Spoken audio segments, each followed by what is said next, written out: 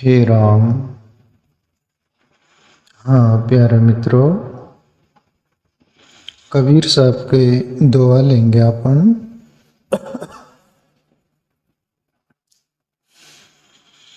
बुरा देखन में चला, बुरा न मिलिया कोई, जो दिल खोजा अपना, मुझसे बुरा न कोई।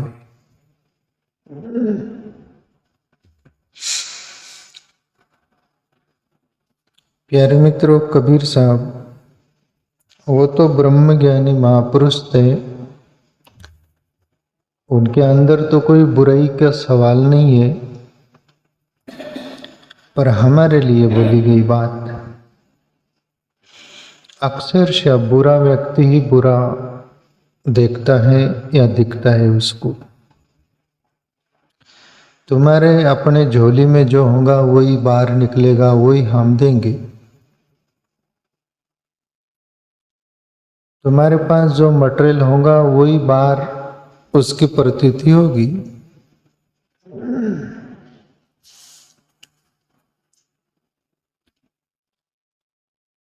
इसलिए हम यदि बुरे हैं, हमारे अंतःकरण में हमारे संस्कार बोलो, हमारे उसके अनुसार सब विचार होगा, बाहर देखने की नजरिया होगी, मन वैसा विचार करने का होगा, बुद्धि वैसे तर्क वितर्क करने की होगी। तो वो कमी या खामी दूसरों की नहीं है, वो हमारी है। जो भले लोग होते हैं, अच्छे सज्जन होते, उनको सब कोई अच्छा ही दिखता है, बुरा दिखता ही नहीं। एक बार सज्जन लोगों को बाहर बुरा भी दिख रहा हो तो वो नजरअंदाज कर लेते। गोस्वामी तुलसीदास के जैसे अपन बात बोलते कि वो एक रास्ते से जा रहे थे, स्त्री पुरुष कोई ऐसे रास्ते पर बैठे थे, वो अपने प्रेम में होंगे, उस अवस्था में होंगे। गोस्वामी जी उस रास्ते से जा रहे थे तो देख के कि इनको कुछ खलन हो गया अंदर, तो नाटक किए जैसे सज्जनता का परिचय, अंधे का अनुकरण कर लिए और ऐसी लकड़ी ठोकते हुए गोस्वामी जी बोले कि अरे भाई, ये रास्ता किधर जाता है या कोई है क्या? तो वो लोग सोचे, खुश हो गए। वो बोले बाबा यही रास्ता जाता है वो गांव जो आप पूछ रहे हो, चले जाओ सीधे।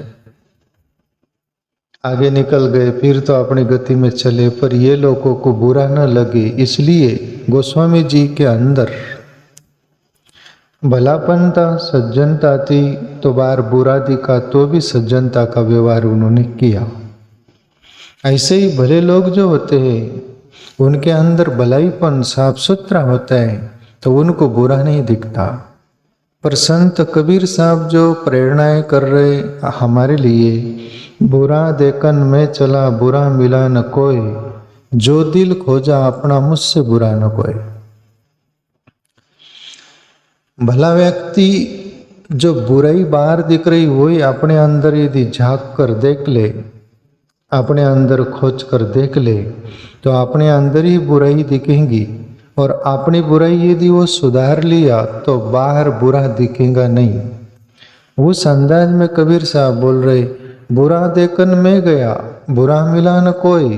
पर बोले मैंने, कबीर साहब अपने पर ले रहे, पर आप उनके अंदर तो कोई बुराई नहीं है, पर अपने जैसे के अंदर अपन भी अपनी बुराई अपने अंदर यदि खोजेंगे, बुराई दिखेंगी और फिर वो बुराई को सफाई करने का मार्ग मिलेगा, रास्ता मिलेगा। अच्छा, ईश्वर का नाम है, ध्यान है, आत्मचिंतन है, शुभ जीवन में कुछ भी आएगा तो वैसे ही होगा जैसे कोई गंदगी पड़ी है, हॉल हो, कमरा हो, उसमें झाड़ू होगा, सब सफाई करो तो सफाई होगा कि नहीं, फिर साफ सुथरा होगा कि नहीं।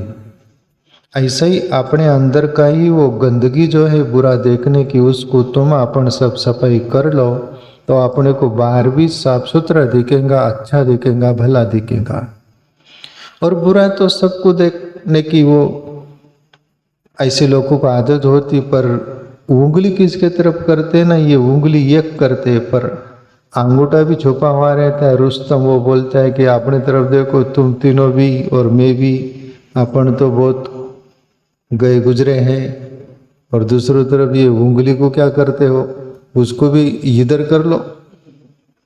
अंगूठा उनको ताकत ही देखता है, तीनों उंगली को तुम भी बोलो ना उसको। एक दूसरे तरफ उंगली कर रहे हैं, पर तीन उंगली तेरे तरफ देख, वो बोलती उंगली तेरे तरफ देख। अंगूठा भी बोलता है बराबर है ना।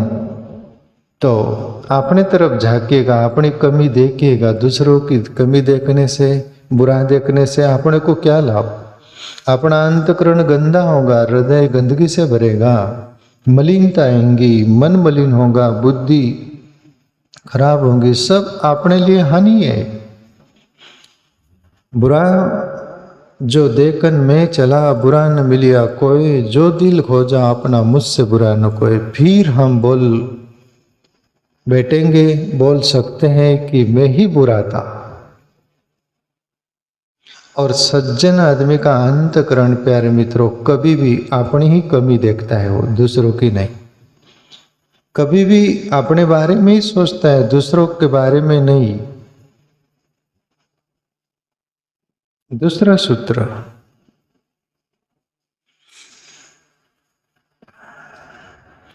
साधु ऐसा चाहिए जैसा शुभ सुबाए, सार सार को कही रहे, तोता तेई उड़ाए।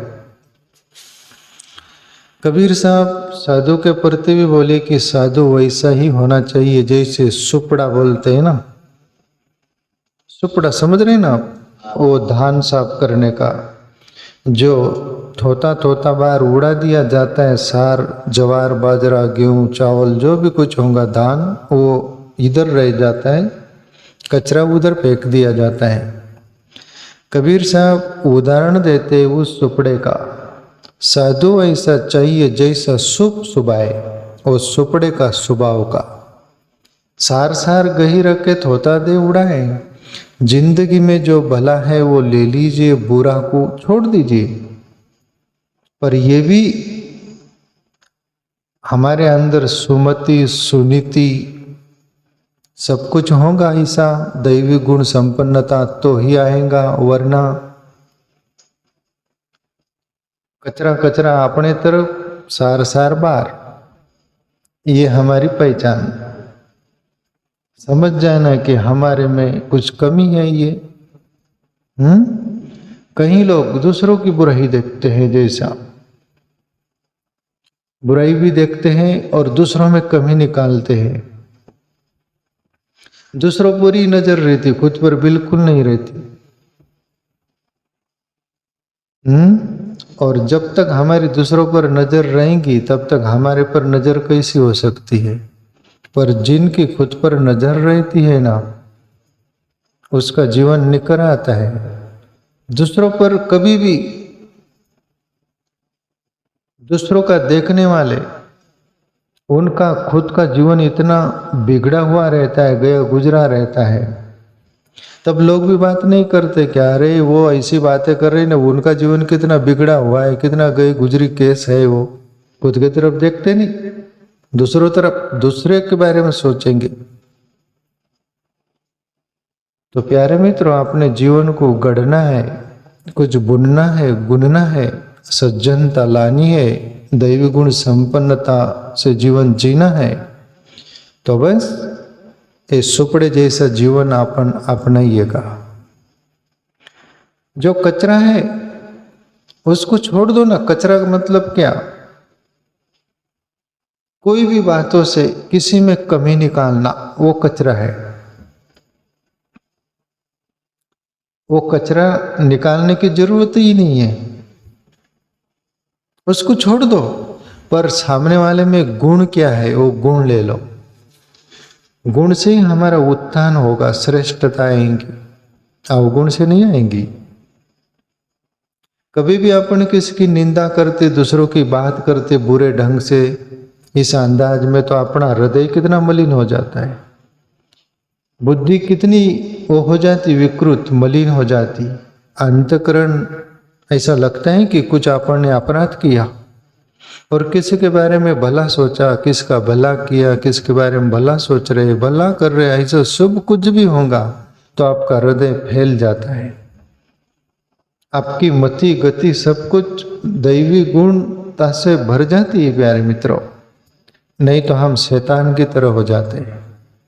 ऐसे लोगों का चेहरा देखो, हृदय देखो, हृदय सूखा रहता है, चेहरा भी सूखा हुआ रहता है, तनावपूर्ण।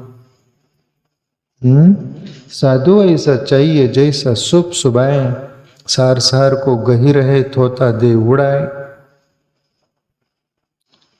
साधु के लिए भी बोली गई, पर अपन सब साधारण दुनिया के जगत के दुनिया जो जीती उनको भी बोली गई।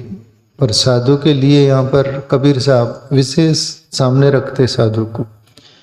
साधु भी ऐसे हैं ना दुनिया में, दूसरों को ज्ञान देंगे, ठोको टाली।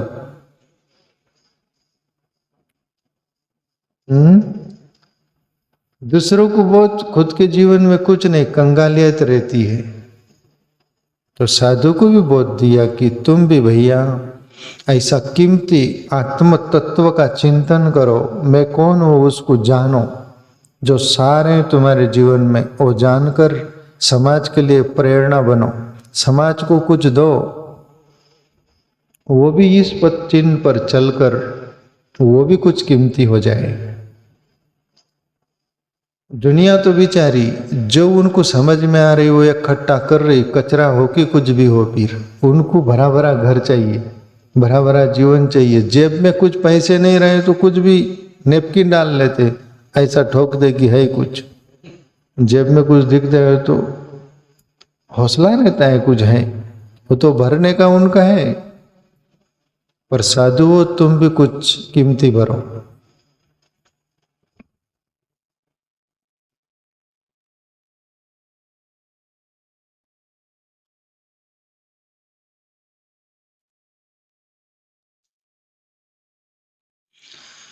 तीसरा दुआ, दोष प्राय देखी करी चला हसंत हसंत, आपने याद न आवई जिनका अधीन अंत। सीधी और साफ बात है। दोष प्राय देखी करी चला हसंत हसंत, दूसरों का दोष देखकर हंसते हंसते चलते। कुछ लोग चालबाज रहते नहीं क्या, दूसरों की दोष देखते हैं और हंसते, मधुर मधुर जैसे, मधुर उसमें प्रेम नहीं रहता, तिरस्कृत रहता है कि हाँ बढ़िया फजीता हो रही है, ऐसी होनी चाहिए, ऐसे हंसते हंसते हंसते चलते। जैसा वो लकड़ बग्गा चलता है ना, लकड़ बग्गा ऐसा रहता है, लकड़ बग्गा ऐसा ऐसा चलता है, किधर शिकार है। ऐसे ये दूसरों का दोष देख कर ऐसे चलते हंसते हंसते कि मजा आ रहा है और ज्यादा हो, तेरे घर को अंगार लगे, तेरा घर भी जल जाए, उसमें तू भी बाहर निकल नहीं पाए, तू भी जल जाए, तब मजा आएंगे। ऐसे हंसते हो। दूसरों का ही दोष देखने के लिए पड़े, पर दूसरों का कभी भी हम दोष देखेंगे प्यारे मित्रों, दूसरों का दोष ठीक होगा, तुम्हारा दोष लगेगा तुमको ज्यादा। दूसरों का तो दोष निकलेगा ना, दोष दिख रहे तो उनको समझ में आएगा तो वो सुधारेंगे। पर दूसरों का तुम दोष तुम्हारी आंखें तो बाहर है, उधर खुद पर है क्या। जिन पर दृष्टि होती है वो तो सुधार होता है, पर जहां दृष्टि नहीं वहां सुधार नहीं होता। तुम्हारे पर दृष्टि तुम्हारी है नहीं, दूसरों पर है। तो कभी भी दोष देखना हो तो अपना ही देखेगा, दूसरों का दोष देखने में कोई फायदा नहीं है, हानि हानि है। पर कुछ कुच्चरदाने की तरह होते हैं, कुछ काम धंधा नहीं रहता, दूसरों को ही दोष देखते हैं, दूसरों के बारे में ही सोचते हैं।